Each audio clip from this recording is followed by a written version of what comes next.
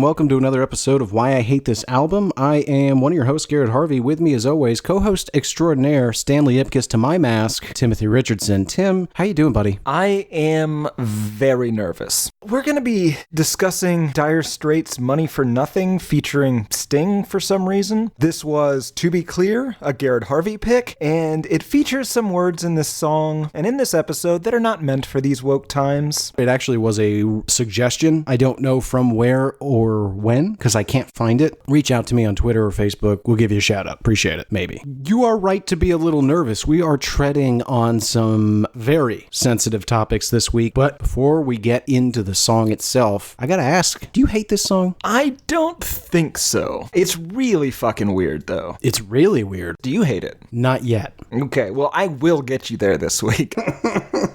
If you are not there at the end of this episode, I am going to scream over and over very specific lyrics from this song until you say you do in fact hate it, until you are shamed into hating it. Yet you don't hate it. So what does that say about you? I'm a monster, Garrett. I am a monster who cannot empathize with other people. Oh, it's so refreshing to hear you say that, but I wish you would smile less when you do. Before we move on, we should also thank Aaron Bilbray for the punk cover of our theme at the beginning of this episode. Absolutely. I love that cover. Tim, is this the first time your Straits have been dired? It is not. I don't think I've ever heard this particular song before. I am somewhat familiar with Dire Straits. You've never heard this song? I don't think so. Wow. This was one of those bands that didn't really seem to be a thing in Saudi Arabia, so I was quite a few decades late to the Dire Straits party, and I definitely have not made it all the way through their discography because I don't think I've ever heard this song. I did listen to the full Brother in Arms album this week, in addition to the single, just out of curiosity, and I did know several of the other songs on that album, but as we will learn later in this episode, I might be one of the 7 people on Earth that didn't buy a copy of this album. I love that you've never heard this song before. I didn't think that was humanly possible. What about you, though? Have your Straits ever been dired? Well, of course. I know all the hits. Sort of. I don't want to spoil anything, but there were a lot of surprises on this song that I thought I knew quite well. However, I definitely knew the first 90 seconds of this song. The Sting parts. Correct. Which, by the way, had no idea that was Sting. So that was new. But what's fun is that I know the hits, sort of, and you have now listened to at least the entire album that this song comes from. So I would say you are now closer to being the expert than I am, because I don't know any of their deeper cuts. Oh, well then you and I are 2 of the 7 people on Earth that didn't buy this album, because everyone else did. Tim, that's our history, but before we can talk about this song or this band, we need to understand how it came to be. So take us on a brief journey on what I assume is a fairly uninteresting story that is Dire Straits. Mark and David Knopfler were born in Glasgow, Scotland before moving to Newcastle. Their father fled Hungary in 1939 due to being a Marxist, which the Nazis did not appreciate.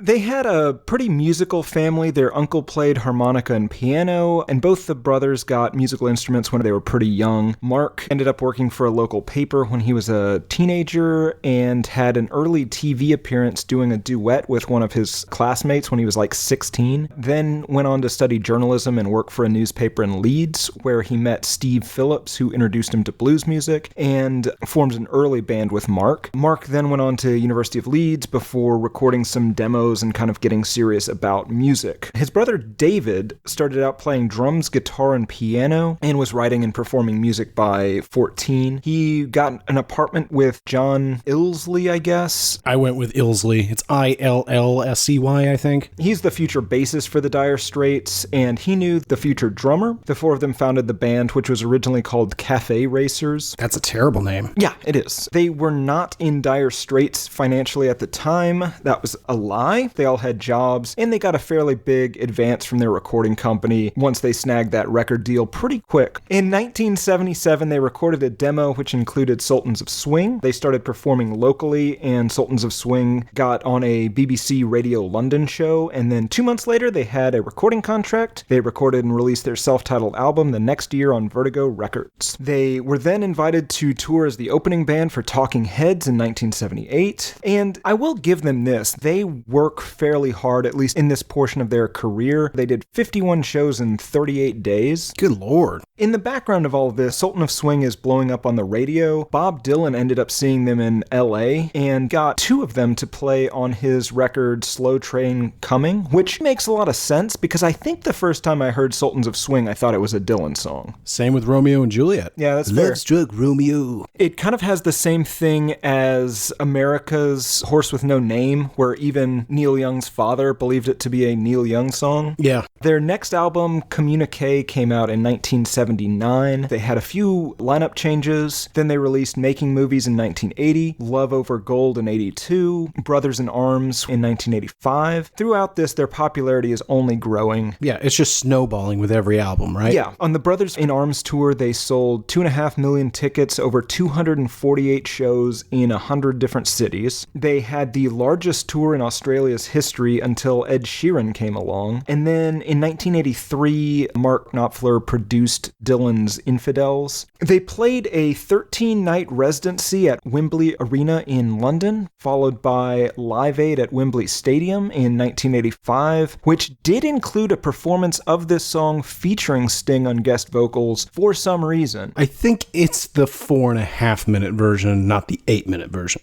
Okay. Do you think it was the version that was insulting to Freddie Mercury? No. I believe the 4.5-minute version is severely edited. And folks, if you're wondering right now, what are we talking about? Don't worry, we can't not get into it. Dire Straits broke up from 1987 to 1990 with a brief exception to headline Nelson Mandela's 70th birthday celebration. And then there was a foray into country music for Mark Knopfler as a supergroup. They reformed in 1991 and released one last studio album, but they all kind of hated touring together. Their manager said, "The last tour was utter misery. Whatever the zeitgeist was that we had been part of, it had passed." John Illsley agreed, saying, "Personal relationships were in trouble, and it put a terrible strain on everybody, emotionally and physically. We were changed by it." Jesus. So they broke up again. The various members have gone on to do various collaborations, solo work, but who could really care? Certainly not me. How did Sting end up on this song, right? Because Sting is not part of Dire Straits. Did a little research, come to find out that they were doing some recording up in Montserrat, and Sting was partial at the time to going windsurfing up there. So while he's up there windsurfing, as we all do, they play him a version of this song. And Sting's exact reaction was, "You've done it this time, you bastards." So they said, "You like it so much, why don't you throw something on it?" So Sting, right then and there, made up and recorded his part that I would argue makes the song.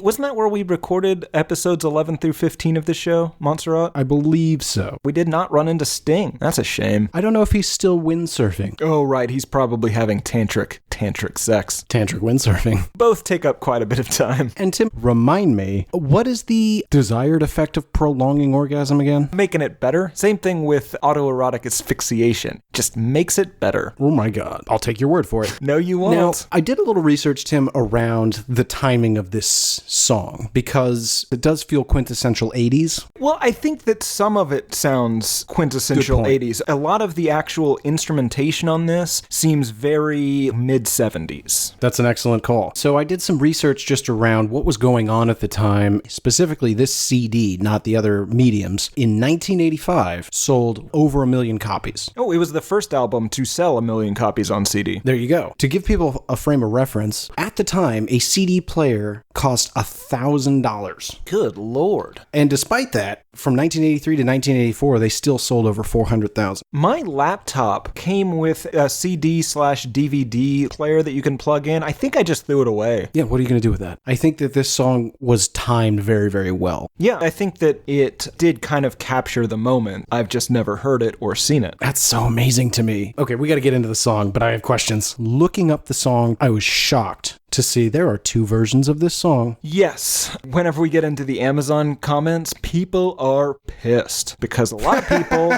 spent $1.29 and they didn't get to hear the word they wanted to hear. It went the other way. Okay, I thought that people got the extended cut and were angry. Because they had to listen to 8 minutes of Sting and Marky Nop. Is that what we're calling him? Can we not? M-No, M-Nop, M-Fleur. What about Nopple? Yeah, all right, Nopple. I'm just going to use his name. It's super easy. crazy.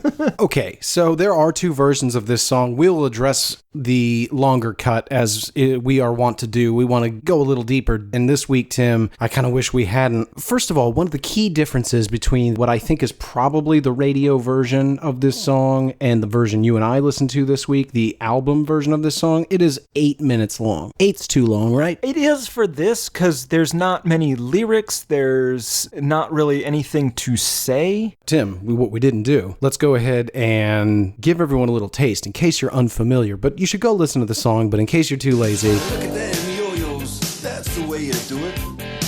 You play the guitar on the MTV. That ain't working, that's the way you do it. Most of you are familiar with this song, unlike Tim, who may have been raised in a cave, or a la Brendan Fraser, underneath his home, fearing nuclear fallout. Prejudiced. Blast from the past. I guess the opening is very classic. I Want My MTV. It goes on for 1 minute and 36 seconds before we even get to guitar. Not lyrics, just music other than Sting's constant chanting that he wants his MTV. When it does get to music, it's actually pretty good. You've got a good guitar riff. It's an actual rock song. It's very catchy. Yeah, there's some pretty good drums on it. I mean, it is still 1985, so there are a bunch of trans-era sound effects in the background, some bleeps and blorps. I would argue they work. They're not so overpowering the way they are in a lot of other songs that use them, especially for this time period. I think it's interesting that there are two very contrasting styles here. You've kind of got Sting and the synthy noises, and then you've got the very classic rock ZZ Top guitar sound, which I had always thought growing up and was sort of surprised to read that that's actually exactly what he was going for. He even called up one of the topmen and said, you know, how do you do that? How do you get that sound out of your guitar? And he was like, I don't think I should tell you.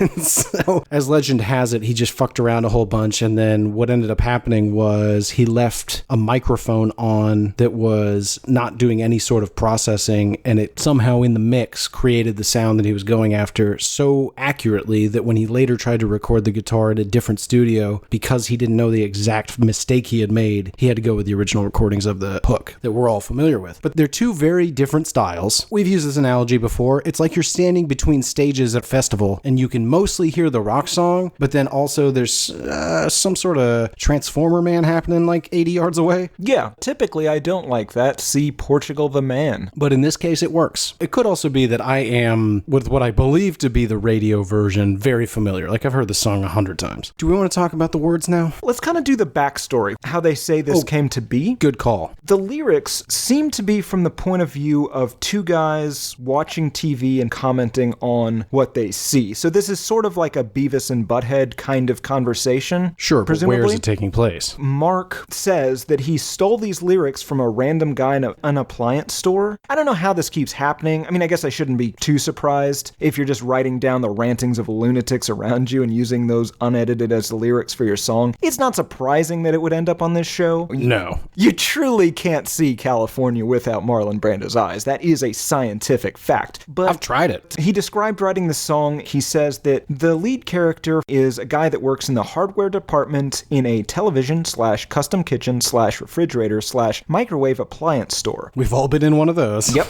I wrote the song when I was actually in the store. I borrowed a bit of paper and started writing the song down in the store. I wanted to use a lot of the language that the real guy actually used when I heard him because it was more real. And that's exactly what I would say too if these were my lyrics. Yeah, that's a good cover. He later went on to describe it a little bit more. He said, there's a man working there dressed in a baseball cap and a checkered shirt delivering boxes. They were watching MTV. And Knopfler said he remembers the man saying things like, what are those, Hawaiian noises? That ain't working. And so he just began writing down everything that he was saying and made that his song. Okay, Tim, so let me ask you point blank. Do you think that happened? No. Or is this a clever cover? I think it's a clever cover because this song was controversial even whenever it was coming out. It was controversial even in 1985. Yes, which I found a bit surprising, but yeah. He said in an interview with Rolling Stone, I got an objection from the editor of a gay newspaper in London. He actually said it was below the belt, but then he goes on to defend himself. I mean, the guy has a grudging respect for rock stars. He isn't sneering at the people. Right. It all reeks of him putting this song out and then just being like, I should at least cover a little bit of my bases here. I'm not convinced one way or the other. I can see both happening. He could have been struck with the creative juices while standing in a circuit city in 1985 and begun scribbling on receipt paper, as he says. Or he could have made some questionable lyrical decisions that were immediately rebuked by all of society, and so he had to cover. Both are very possible. Right. We're not saying one way or the other. Sure. For the record, what we are talking about, what we're dancing around here, is this song uses, I wouldn't say liberally, that's probably inaccurate. Yeah, but that's over the top. this song has several instances of the word, and I am quoting him here, of the word faggot. And even in 1985, they seem to know that this would be offensive to a wide number of people. Strangely, on a televised show, they replaced that word with the word Queenie. So the lyrics were, see the little Queenie got the earring and the makeup. That little Queenie's got his own jet airplane. He's got a helicopter. He's a millionaire. You would think the objectionable part would be the underlying message, not the specific syllables, but I guess not. All right, well, let's put it in context, Tim. You've at least given everyone a sneak preview of what the hell we're talking about, so we don't have to keep speaking in these general terms. And folks, we are not condoning this. In fact, we didn't even know this existed. Tim had never heard the song, and I'm reasonably certain I've only ever heard the 4.5-minute version that did not have such a liberal use of homophobic slurs. Listen, I wasn't super observant as a child, but I would like to think that would have stood out. It seems like it. The whole premise of the song is two guys that are, yeah, I mean, honestly, Tim, it's the plight of the working man, right? This is fucking Steinbeck. We're talking about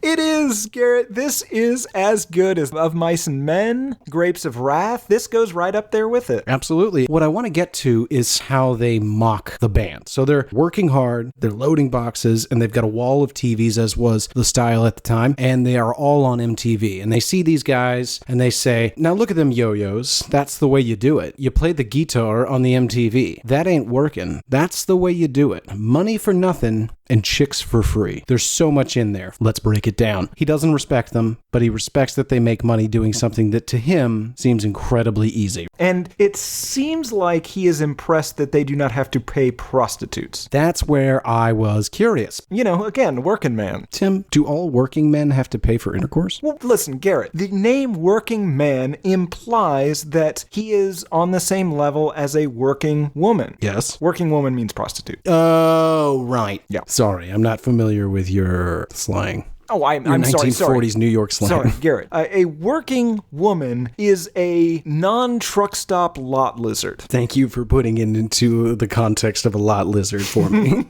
Yes. I want you to understand what I'm talking about. Wish I had never taught you that word. Garrett, there would have been so many unfortunate misunderstandings if you had not taught me that word. You remember whenever I was running around that lot? Again, you are much older than I am. You would take me to truck stops. I was just a little boy. I was running around trying to catch lizards. And I would say, What? look, No, Garrett, no, I caught what? a lot lizard. And everyone looked at you and you had to take me aside and say, Tim, I know you're only 6, but it's time to grow up. It's time to learn about the ways of the world. What you are holding is a lizard you found in a lot. A lot lizard is a truck stop prostitute. And then you explained, of course, what a prostitute was to In me. detail. Yeah. That story is 100% true. One detail I don't think you have quite right. May I? Sure. You were 18 and I was 20.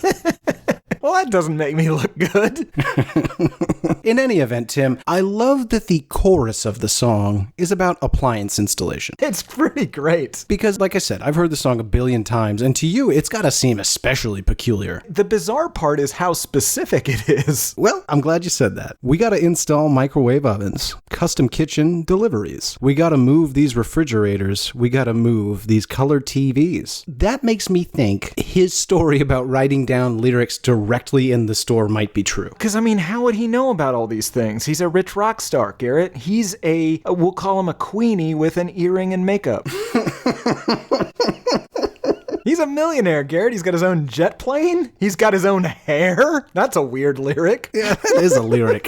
All right, Tim, we've danced around it long enough. There's a 4.5-minute version of this song that is not explicit. I think that's what we all know and love. The fact that this exists in this song is so weird and out of left field. It's so weird that this is a verse in this song. Go ahead, Tim. Marky K says, see the little faggot with the earring and the makeup? Yeah, buddy, that's his own hair. That little faggot faggot got his own airplane. That little faggot, he's a millionaire. Presumably referring to himself. Assuming his story isn't a lie, if he really did write down those lyrics verbatim, he's like, well, that's what they called likely me. I have less of an issue with it. Yeah. He does go on, and he's up there. What's that? Hawaiian noises? Banging on the bongos like a chimpanzee. Two things about that. One, Hawaiian noises? What does that mean? Unclear. You know how trans had a very Hawaiian feel to it? Like you hear trans and you think Hawaii. I think that whenever they start to put these electronic noises into it, it makes everyone think of Hawaii, and I think that's what this gentleman in the microwave / refrigerator / appliance / vacuum Custom cleaner kitchen store, I think that's what he's responding to. I think you might have a brain tumor. Stop saying that, man. The other thing I love about that verse is that he says banging on the bongos like a chimpanzee. Given the verse you read just before it, seems pretty tame, right? I was going to say it feels kind of racist, but yeah. Oh, yeah. Well, I guess that's a good point. I don't really understand. Are chimpanzees known to bang on bongos? Who is known to bang on bongos? I honestly have no idea. I don't know. Fish? What? Oh, the band. PH. You definitely have a brain tumor. I really hope you're wrong. I do too. If that's true, you've cast a shadow over this entire song for me. Even with all the other words, I was at least willing to accept that he was quoting somebody and kind of let it go. Well, maybe the microwave / whatever person is a racist in addition to being a homophobe. You know, that's true. Probably not that unlikely. Yeah, one goes into the other. Are there any other lyrics in particular that you wanted to talk about? Not really. I'm not sure exactly what was cut off because I think I only listened to the 4-minute version once. I listened to the 8-minute version all the rest of the times. But after about 4 minutes of this song, he just keeps saying money for nothing and chicks for free. I want my MTV, I don't know, 1,000 times? I didn't get an exact number. You're in the neighborhood. 1,311 Okay. is my count. 3.5 minutes to go, and there will be no more verses. Just, okay.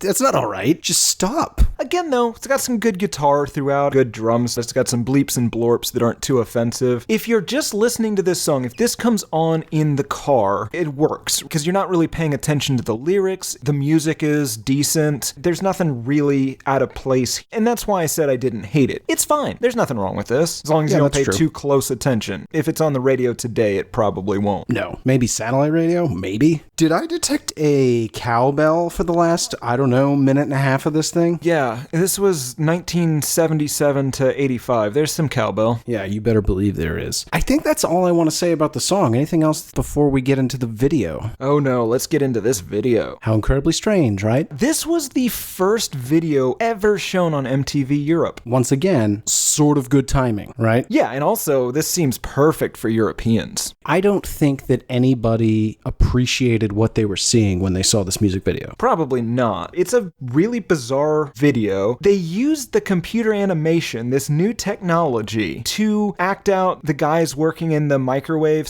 / lumberjack store, right? Right. The microwave, vacuum cleaner, washer dryer, composting, and log cutting store. Yeah, so they're just carrying boxes around like that's what they used it for. And that's fantastic. And if you are trying to understand what does computer-generated graphics in 1985 look like, it's exactly what you're picturing. Yeah, it kind of looks like a more blocky claymation. I mean, we're talking proto-Pixar here. This is the first, to my knowledge, fully produced computer animation. What's interesting, it's not any worse than the graphics from a lot of those Aerosmith videos from that Cow Breast album we listened to that had all those songs about his sexy, sexy daughter. Right. So there's a guy sitting at home with his computer animated dog. There's guys working at a store moving boxes around. There's, it seems like, detailed instructions on how to use a microwave. That happens. Then there's also intercut concert footage with neon sweatbands and whatnot. Right. I forgot about that, Tim. So intercut with this 3D animation that's literally, folks, picture Minecraft and graphics That's actually a really good description. Slightly worse Minecraft. Yeah.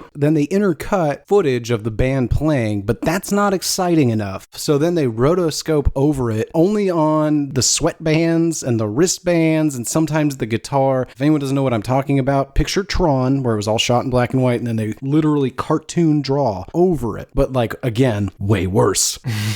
Just fucking let them play the song. Leave them alone. Yeah. But it was 1985, so everything had to be neon blue and pink. Right. I mean, it was a better time, Garrett. What's odd about the music video is that Mark Knopfler did not want to do a music video outside of literally filming the band playing the song and put that on MTV. And then this record company came to him and said, no, you've got to do an engaging music video. That's how this works now. Garrett, I was engaged by this. This engaged me. Great. I don't think you know what that means.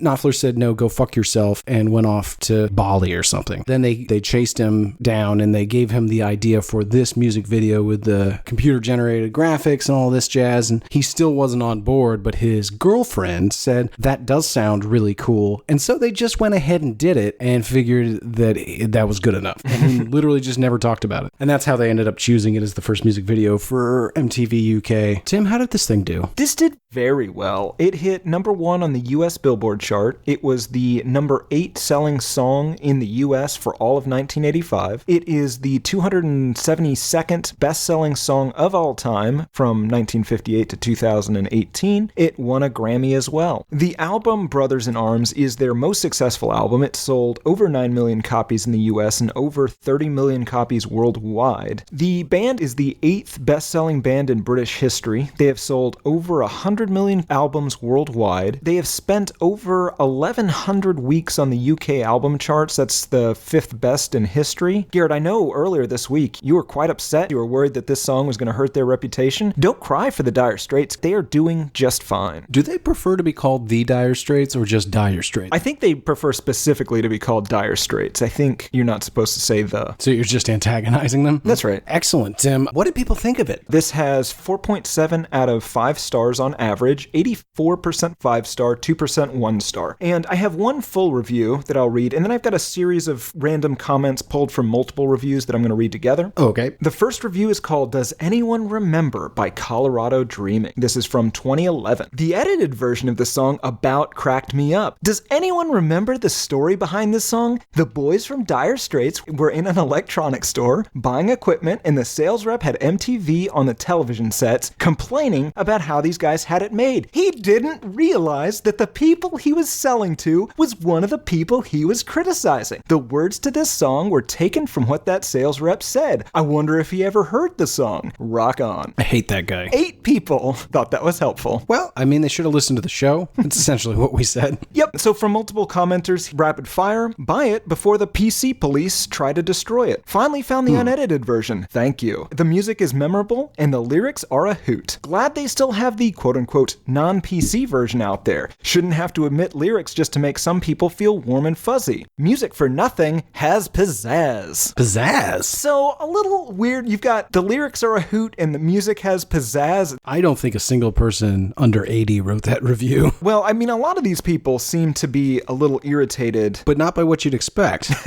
No, by the opposite of what you'd expect. They seem incensed that they can't get their hands on that offensive copy. Yes. And let's be real clear here, Tim. 4.5 minutes is plenty long enough for this song. And that verse missing, I got the story without it. The pathos comes across. What if they just replaced it with Queenie? I don't think I need it. I mean, I don't care. I wonder if that has as much cultural relevance in the UK as... I wonder if it has any cultural relevance. I think that it was clear what he meant. Yeah. Either way, I don't want to get on a soapbox here, folks, but it kind of comes down to intent, right? He could say shampoo. Hell, he could say Garrett. I mean, Lord knows I've been called a word or two in my day, especially in the early 90s. We were just throwing words around left, right, and center. And to be honest, I've tried to carry on that specific tradition with you exclusively up to the current day. Yeah, it's pretty funny. Tim, who is this for? The working class, I think? Yep, it's a regular Springsteen. I think it's for people who miss gay slurs in their lyrics. It does seem to be specifically for hate groups. I don't think I would go quite that far, but if Not you want- exclusively. Sure, but I think you might have said exclusively. Oh, whoops. Is there anything we haven't said about this song, Tim? Small complaints aside, musically it's fine. I'm not sure why Sting signed on for this. Well, did you notice, Tim? Part of the reason Sting signed up for this is 1, he didn't sign up for it. He was going windsurfing and was cornered. 2, he wrote one line that he sings 1,311 times. Right. And 3, he didn't even write a new melody. If I may, I want my MTV. Don't stand so close to me. He didn't even write a new melody, by his own admission. So he didn't really do anything. Do you hate this song, Tim? Ooh. I guess it comes down to whether or not you believe Mr. Knopfler. I don't. Which I think that he wrote this song and was like, this will be a good story about how I came up with this, which is weird because fake plagiarism is never a great story. Boy, that does lean more towards a lie, right? Just admit to something kind of bad to avoid the big bad. Classic teenage Garrett rule. Hey, to our teen listeners, if you haven't come across this strategy yet, if your parents catch you doing anything, just admit to a slightly less bad thing and be grateful they didn't catch you doing the thing they think you're doing. Yes. Works great. I do hate this. I'm going to bite the bullet. I'm going to do something unprecedented for this show. Oh, I'm going to sing a line to you. You don't even know what I'm going to do. Nope. I'm going to ask you again. Really take a moment, Tim. Reflect on the music, the lyrics, that one verse that is not great. And I want you to really think about it. Do you hate it? Not really, no. I didn't think fine. so. It's not a bad song. It's... All right. I think you have to change it to a no hate. Yeah. What about you? I'm in the same boat. I can't hate it. I, unlike you, choose to believe his story. That he heard the... God. Here's my problem. To me, there's 3 scenarios. There's the one where he heard them say these words, and so it makes sense, and he wrote it down. He was like, this is authentic. This is what I heard. There's a second where he dreamed up these words and just owns it. He didn't choose to go that way. I might be able to forgive both of those. But if this is a case where to cover his ass, he came up with a shitty story, it's an odd choice of words, but there should not be anything wrong with somebody writing a song about a character who is shitty and says bad things. What are we going to suddenly have books that don't have killers and movies with no bad things because they make us sad? But if he believed it and instead made up this ridiculous lie, then I hate this more than anything. Oh. I know, right? I I'm really pulling out the rug from under you. I think you might hate it then. I got to go off the evidence I have. I have no evidence that he's a liar. So I'm going to say I don't hate it for now, but I'm putting not our people on it because they are beyond incompetent. But we do have an investigative third-party team. I don't know what name they go by anymore. They change it, seems like every 2 years. But we hire them and they get to the bottom things. That changing the name kind of indicates to me they also might be incompetent. No, I think they're super competent, but part of their business offering is murder. Tim, you know the organization I'm talking about. On record here, don't have Marky K killed. Tim, we don't use those resources. That's for international work. We are just strictly using their investigative arm. But I'm just saying they will also Okay, so you want to make it supplement an clear army. that you are going to find out this information and also that you won't but could have him killed. Perfect. I think that crosses all our legal T's and dots those lowercase J's. You know what? I'm going to have Gino review this. Yeah, Gino, if you could take a quick look, put your legal eyes on it, I'd feel a lot better. All right, Tim, that brings us to listener mail. That is where Tim and I each pick an email or piece of correspondence from the web and read it here on the show. Would you like to go first or would you like me to this week? I can go first. All right. Mine is from Party on Wayne, who has written, Dear Cowboy and Young Poet, unclear which one of us is which, I feel the need to tell this little story. While listening to the sickness episode, I was reminded of a hilarious incident during the warm-ups for a high school boys basketball game. We already know it's going to be great, right? The energy of the impeding battle between two very good teams was about to take place. The gym was packed. The boys were about to run out of the locker room. Students lined the court, jumping and cheering. All of a sudden, the intro drums to Down with the Sickness starts to play, and the student section perks to attention, and we all look toward the locker rooms.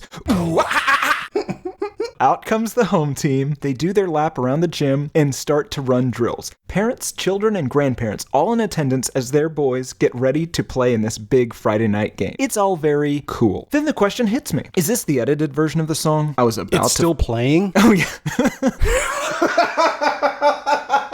I was about to find out. I'm waiting in anticipation as I hear the words, and when I dream. I honestly don't think many other people realized what was about to happen. Imagine the faces of disgust and disbelief that blanketed the crowd of conservative parents and attending geriatrics as the pierced chin screams, "Never stick your hand in my face again, bitch. Fuck you. I don't need this shit, you stupid, sadistic, abusive fucking whore," and so on.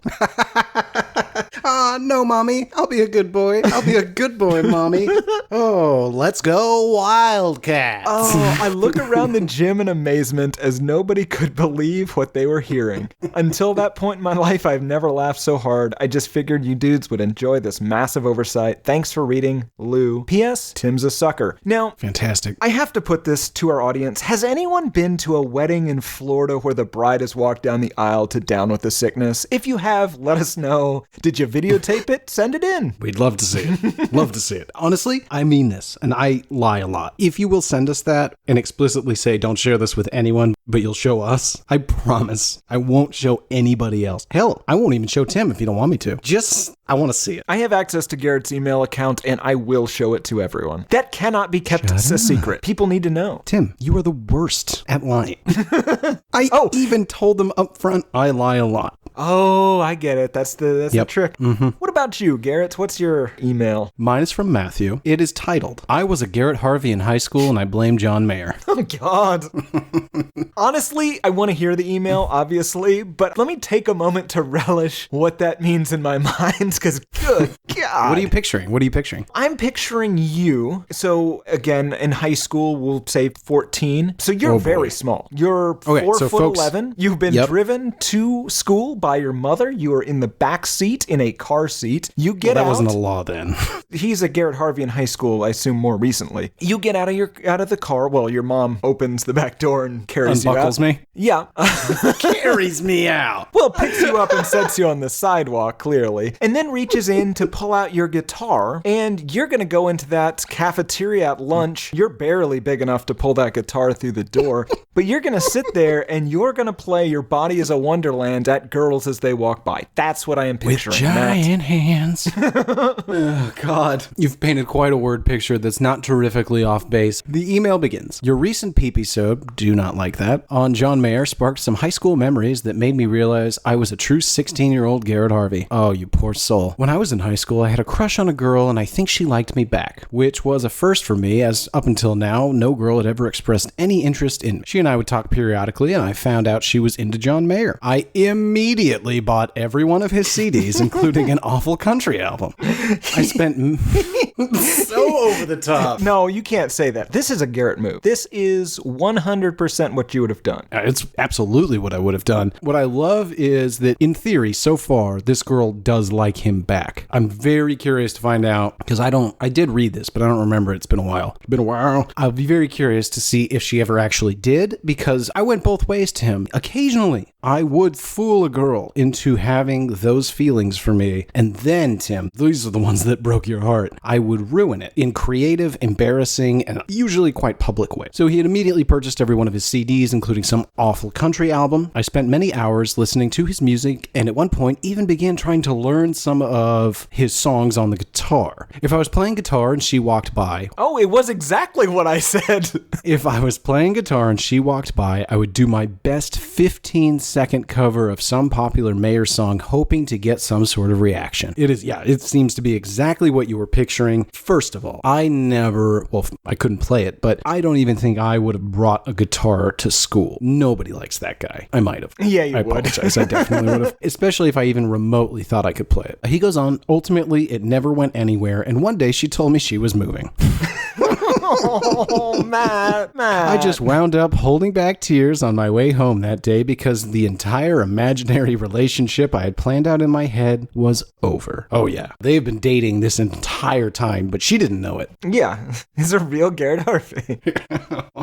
For a month or two after, a John Mayer song would bring me to tears. Oh, Jesus. I've been there, luckily, but unrelated. Yeah, not me. That's where you and I diverge. I don't want to get specific, but I had enough childhood trauma that I don't really have the ability to weep anymore. I have the exact opposite problem, also from childhood trauma. Interesting. I was a 16-year-old Garrett Harvey, and I blamed John Mayer for it, even though we all know it was my fault. I told my wife this story, and after laughing, she just said, boys are amazing. They do the weirdest thing for girls. Oh, it has a happy ending. Yeah, he's married. He's actually written in before. Great podcast. Would learn to play a John Mayer song for you two. Alarming. Matt and Val. P.S. Thanks for keeping our Prepisode phrase alive. Fuck you a little bit, Matt and Val, for that. Thank you so much. Thank you. I promise you, for as long as we have Prepisodes, I will annoy Garrett by calling them Prepisodes. I've had several other listeners write in and say they do not like that. Fuck those people. Fuck Garrett. Prepisode. Those people are great. Prepisode. Prepisode. Tim, I paid a marketing firm upwards of $34,000 to come up with just the right phrase for this type of episode, and you shit all over it by calling it a Prepisode. Yeah. Oh, I get it. You hate me. All right, and that brings us to Music News of the Weird. That's where we pull out some of the more interesting, bizarre, and relatable stories from the world of music. To kick things off, Tim, I'm sure you've heard Death Row Records has been purchased. Did you hear whom by? No. They've been purchased by the Hasbro Company, makers... The G.I. Joe guys? Correct. Nerf, My Little Pony, Play-Doh, Transformers, G.I. Joe, and now, adding to the slate, Suge Knight and Dr. Dre's once notorious record label that featured Tupac Shakur and Snoop Dogg. Unfortunately, after the imprisonment of co-founder Suge Knight, I think the first time, not the second, Death Row Records had to file for bankruptcy in 2006. It was quickly picked up by some entertainment agency, but it's changed hands several times, and now Hasbro, the worldwide toy and board game company, wanted to acquire some of the other assets this entertainment company had, but as part of the $4 billion deal, according to Deadline, also got complete ownership of Death Row. I think that's a good fit. I cannot wait for the Chronic board game, to be perfectly honest. I can't wait for the G.I. Joe raps to come back. Absolutely. In other news, Tim, I am sad to say yet another band is well on the path to forming a cult. You and I have been following closely and with bated breath Kanye West's Sunday service. Well, Tim, are you aware of what Jared Leto's been up to lately? No, but I think I'm more likely to join a Jared cult. Oh, I don't doubt it at all. That man's beautiful. Yeah, looks just like I imagine Jesus does. And as we all know, I am well ensconced in that cult, so yeah, I'll up it. If you could find some weird way to throw a cowboy hat on top, you might be right there in flavor country. Hey, let me tell you something, Garrett. Jared Leto is game for wearing all sorts of stupid hats. His only objection to a cowboy hat might be that it's too normal for society. Yeah, he's gonna have to flatten that brim out. I was gonna say put some sort of blinking lights on it, or... an entire eagle's worth of feathers. It's made exclusively from Michael Jackson's skull. Good Lord. Well, Tim, recently, the members of 30 Seconds to Mars, most specifically Mr. Leto, rented a Croatian island and held the first ever festival known as Mars Island. I've seen video footage. This just took place here in August, and Leto's just cruising around there in robes. He's got a long beard like Jesus. All of the people there are calling him the prophet. I'm not joking. Garrett, this all might be incidental to him. He's a weird guy. That's true. Well, here's the formal description. Mars Island is a 3-night all-inclusive festival experience. Relax and restore with yoga amongst the trees, take a dip in the pool, catch a midnight screening, or gaze at the stars, and catch 2 intimate performances with 30 Seconds to Mars. Mars Island is an experience like no other. Which is true. Mars Island is an experience like no other, unless you are also a member of the Jim James cult, in which case it has several similarities. Oh, yeah, I'll do that. You want to do that? Well, we missed it this year, Tim, but next year, I say we go. I've always wanted to go to Croatia. I, too, have always wanted to die in Croatia. My final news of the weird this week, Tim, involves a band I know you love, D. Antwoord. Ooh, I do. They have fallen on some tough times. They have been removed from several music festivals after footage of an altercation involving Andy Butler of the band Hercules and Love Affair at a 2012 music festival in Adelaide, Australia, captured by the band's former videographer Ben Crossman. It appears to show Ninja and Yolandi harassing Butler, spitting on him and calling him various homophobic slurs featured in this very episode. As Butler runs away, Yolandi yells, "Run, faggot, run. Run for your life, bitch." DeAntwoord then made their way over to the festival employees and claimed that Butler sexually harassed Yolandi. Well, Tim, Ninja has responded to the controversy. He says, and I quote, "Ben has cleverly edited this video clip to make it seem like me and Yolandi committed a hate crime towards a person because they are gay. However, Ben beat up the guy from Hercules himself while filming the same exact clip. This was just a fight with someone who fucked with us, not a hate crime. This fight had nothing to do with the fact that this man is gay. We don't care about people's sexual preferences. Our DJ and best friend DJ Hightech is gay, and a lot of people in our crew are gay. So, seems like problem solved. Although, I couldn't help but noticing some parallels, Tim. We have recorded ourselves using various words in this episode that could be played again at any potential time and rob us of our livelihoods. Oh my God. Oh, shit. But I wasn't calling anyone. That's true. Now, according to him, it was just re-edited. Hey, listen, you were simply quoting somebody. Now, somebody could download the MP3, make a couple of edits, and pretty easily it would seem as though those were your words. Why are you giving people this idea? You know what we have to do now, right? We'll consult with Gino. We have to go back and re-edit this entire episode to bleep out you and I both saying those words. Yeah, I know. To be on the safe side so that one of our hilarious listeners doesn't create a theme song that's just us saying homophobic Oh, Jesus Christ. slurs. Okay, no. Stop. That is giving people ideas. Jesus Christ. Seriously, we love the theme songs. Don't do that. To be safe, we can go back and bleep them all out, because I don't want to be de-antworded. That's a good point. I hope someone remembers to do that. We'll put Kevin on it. It'll be fine. All right, Tim, what do you got? In Marilyn Manson adjacent news this week, Madonna Wayne Gacy, ex-keyboardist for Mary's band, posted some links to Blue Oyster Cult's Godzilla and Killing Joke's 80, which have been noted to have similarities with Nirvana's Smells Like Teen Spirit and Come As You Are, respectively, with the caption, "Burn in hell, Kurt," and followed that up with, "And this is why you kill yourself, because you're a fucking thief." The posts have since been deleted. What? Tone it down, Mr. Gacy. You've already won. He's dead. I don't know what those other songs are. But you've never heard Blue Oyster Cult's Godzilla? I don't think so. Oh, man. We need to do that. It's a good song. Kinda, I think. Doesn't sound like it. How many homophobic slurs are there? Lots, Garrett. That lizard, God, he gets into some stuff. They make it very clear that they are, in fact, calling Godzilla that. I haven't listened to it in a while. The point is... Why is this person, attacking dead people? The dead are the safest to mock because they can't respond. They can't come get you. If 6699 is dead, I would have no problem with doing another 6699 episode. But as of now, I'm terrified to. Until dead or incarcerated for 40 plus years? I'm not even going to say the incarcerated thing. I want to see those bones. Whoa, God, you always insist on seeing the bones. I do. Also, the publishing company for Eminem, known more popularly obviously as Bruce, is suing Spotify for not paying Bruce for song streams. Apparently, they categorized the song Lose Yourself as being by, and I'm quoting here, unknown artists, so they didn't have to give him any money. It's so crazy. I tried to understand this completely. Apparently, they do that all the time. Oh, sure. And it's one of those things like you can put anything with copyright infringement up on YouTube and they won't take it down unless the production company complains. But until that point, they give you nothing. So Eminem... What I was trying to figure out is it seems as though they have some sort of account that they put some amount of money into. So if somebody does come and claim the rights, they have something to give them. But from what I understand, the company that owns the rights is like, yeah, that's cool and all, but it's all just up to you and the honor system. We're talking about songs that are played literally constantly around the world, and I just have to trust that you got the right accounting of it. Yeah. For years until I chase you down and say, hey man, we've never gotten paid for this. What's up? And you go, oh yeah, we've got an account for that. It has $8 in it. What? They're suing for 30 million British pounds sterling, and that's not just for Lose Yourself. That is for the 243 songs they are alleging they were not paid for. Is the pound still equivalent to a pound of sterling silver? No, I think it's like the dollar. It's like the dollar. Yeah. Worthless.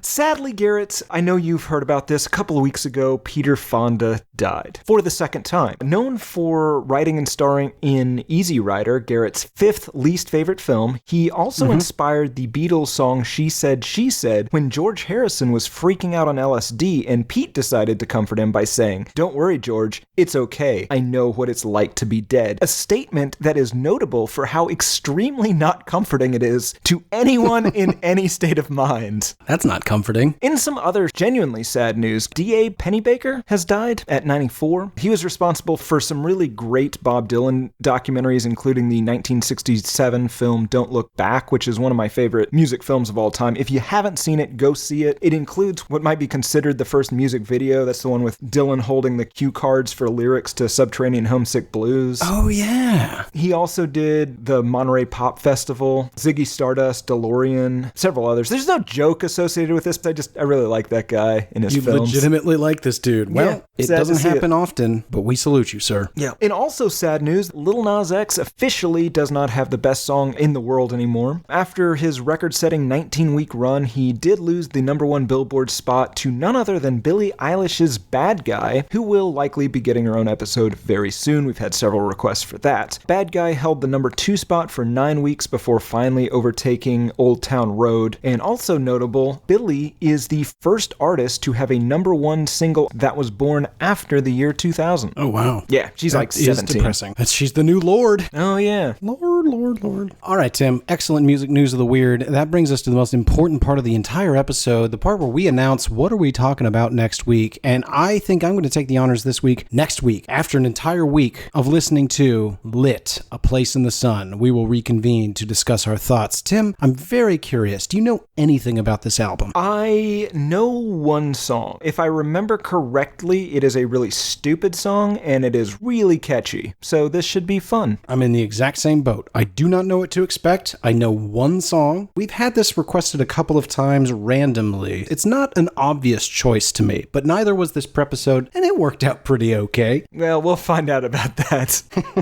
If we are both fired and doing this show full-time for money, it has not worked out well. I was worried you meant we were fired from the show and replaced. Oh, Garrett, we rule this place. Well, really, you rule this place with an iron fist. I just sort of bum around and occasionally look up some artist history. It's really my only contribution. And the canings. Oh, I do cane them. You know what? We better hope they don't replace us, because Jesus Christ, I do not want to be caned to death. That is the worst way to be assassinated. That's not true. It is a unpleasant way to be assassinated.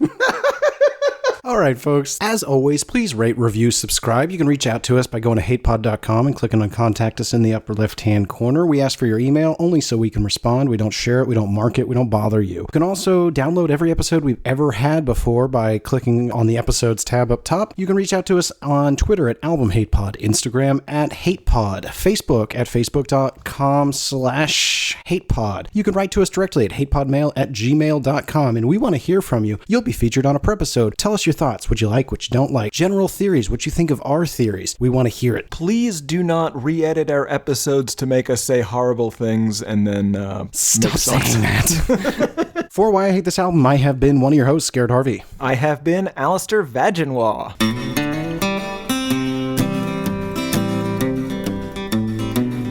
There's cowboys running through my dreams. Nothing's quite the way it seems. I joined the Navy, got kicked out in a week. My facial features aren't distinct. Try to find some meaning in these songs. The genius is a genius, got it wrong. No, it's a lobster murder sex thing. It's the bleaching of the rear. A full assault on both your ears.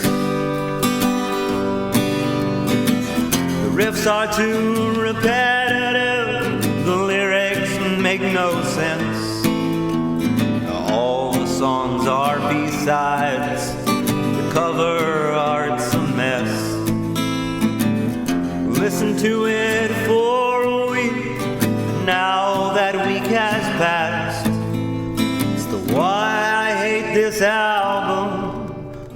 podcast with Tim and Garrett.